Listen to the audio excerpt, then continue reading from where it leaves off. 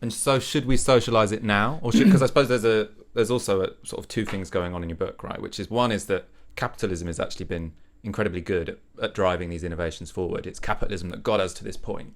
I would say that's not true, but yeah. You would say that's not true? No, I'd say it's not true. Okay, go on. I think that's a real ideological claim to say that capitalism's got us here. So if you look at rockets, the first rocket to go into space, 1944, not many people know this, it was a V2, modified V2, passes the Kármán line in 1944. The majority of the US space program in the post-war period was basically the V2 rocket. Wernher von Braun works on the Saturn V, the backbone of the Apollo missions. 1944 to 2008, anything that gets past the Kármán line, i.e. space, into space, is built by nation states. The first private business to be able to do that at the fourth attempt was SpaceX in 2008, right? 50 years after the Soviets. 50 years. People talk about how backward the Soviets were. Yeah. Or they couldn't even put bread in their supermarkets. Well, in that particular technology, they were 50 years ahead of any private enterprise. Now, the point is, now space is beginning to become profitable because space-based internet, potential resource extraction, etc. And it's the exact same story we see with the banks in the crisis, right? You socialise the risk, you socialise the losses, you privatise the gains, which is precisely what's happening, for instance, around space.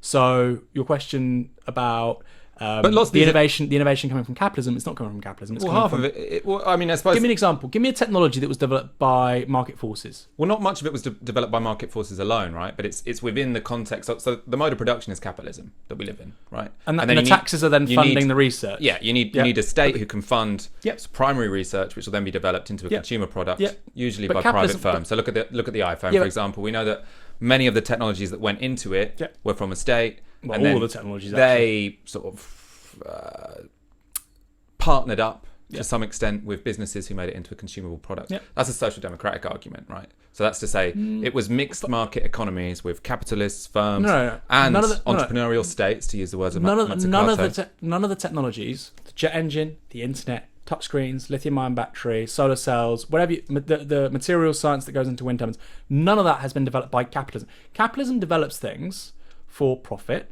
right? For returns. Now, we've had a certain genre of capitalism, which is, by the way, the elite are trying to get rid of, which you're absolutely right. Basically, it said the profits of the private sector will pay for, amongst other things, R&D in the public sector, and that will drive innovation. The capitalist class of today no longer even want that. No, true. But that's an anti-neoliberal argument, right? But the idea that it's been capitalism that's created those innovations, that was what you initially said. I would say that the idea that we can't have innovation without capitalism is patently incorrect. Say for example, as a thought experiment, you're saying about creating mass consumer technology off the back of it. We don't really have a counterfactual to say, well, we haven't lived in a post-capitalist society. Well, that's what I was going to give you the counterfactual, right? Because I assumed reading the book that you didn't think we should have had a communist revolution abolishing capitalism in 1917 everywhere, because then we wouldn't have had this development of the productive forces. Well, we don't know. You can envisage a successful revolution in 1919 in Germany, a very technologically advanced country. I mean, the Soviet Union's a difficult one because, of course, it was technologically backwards, etc. Huge country, very weak national institutions. So let's say the revolution in Germany works in 1919. The Weimar Republic never happens, but the social mores, the progressive attitudes are all there in a socialist republic. The technologies that inform the Nazi project, the Wunderwaffen they created towards the end of the Second World War, jet engines, etc. All that technological prowess, the V2, goes into a socialist project, and that's perfectly possible that socialist country would have had the highest standard of living in the world, would have been moving towards it's the first to develop photovoltaic energy. It's the photovoltaic cells, rather. It's the first to develop the transistor, the microprocessor, the lithium-ion. That's perfectly possible. We don't have that alternative. What we do know is, to return to your original point, the profit mechanism has not created a single important innovation for 50 years. Well, so a lot of the stuff you talk about, photovoltaic, panels. So these are the solar panels essentially. They got made pretty cheap. Through competition, no? Through competition in the market. So what normally happens is you get in a university or adjacent to a university, you get some state-funded innovation, which is a sort of fundamental primary innovation, which then gets developed by firms into goods. Which is why, I mean, Silicon Valley creates some of the most sort of like forward-looking... We're saying lots of different things here.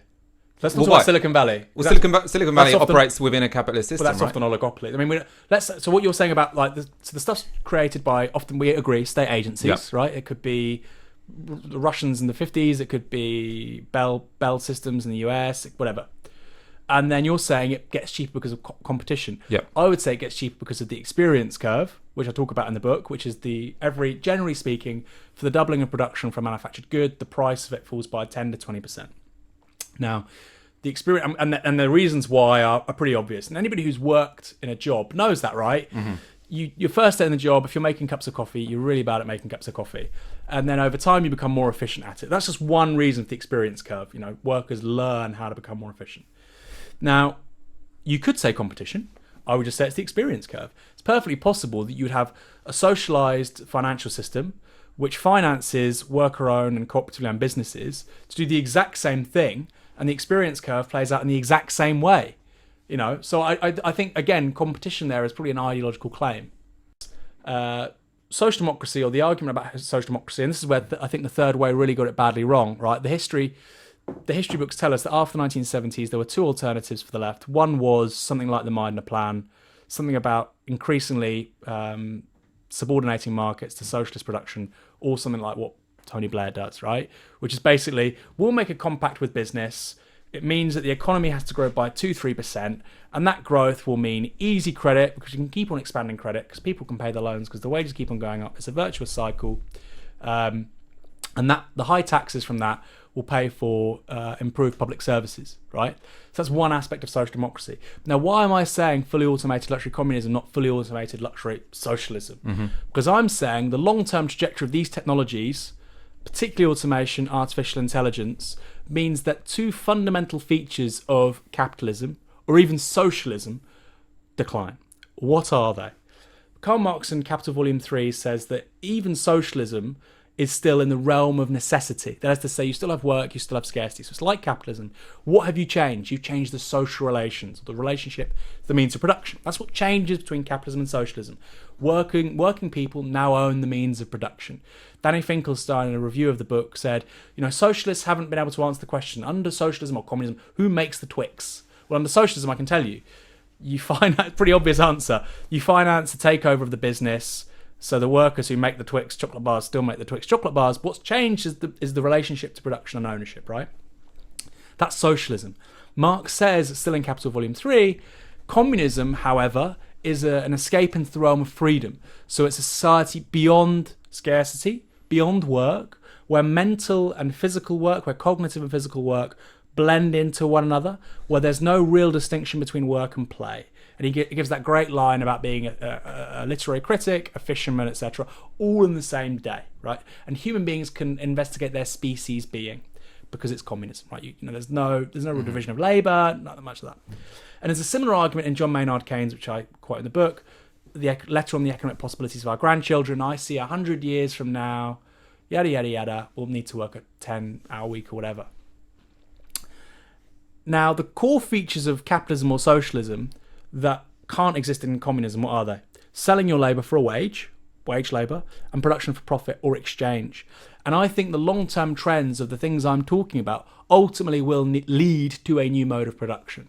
And the handmaid to that is socialism, clearly. So I'm giving quite an identikit socialist argument about changing our relationship to the means of production and gradually moving to a new mode of production. It's not that new an argument, but that should be our horizon. I know you don't like that word horizon because it often means you can just say quite nebulous things. But I'm talking in very specific terms. Communism means you don't have production for profit. Communism means you don't sell your labour for a wage. With the emergence of general artificial intelligence, robotics, etc., ultimately I think that's a place we're almost certain to end up at. The question is, who benefits?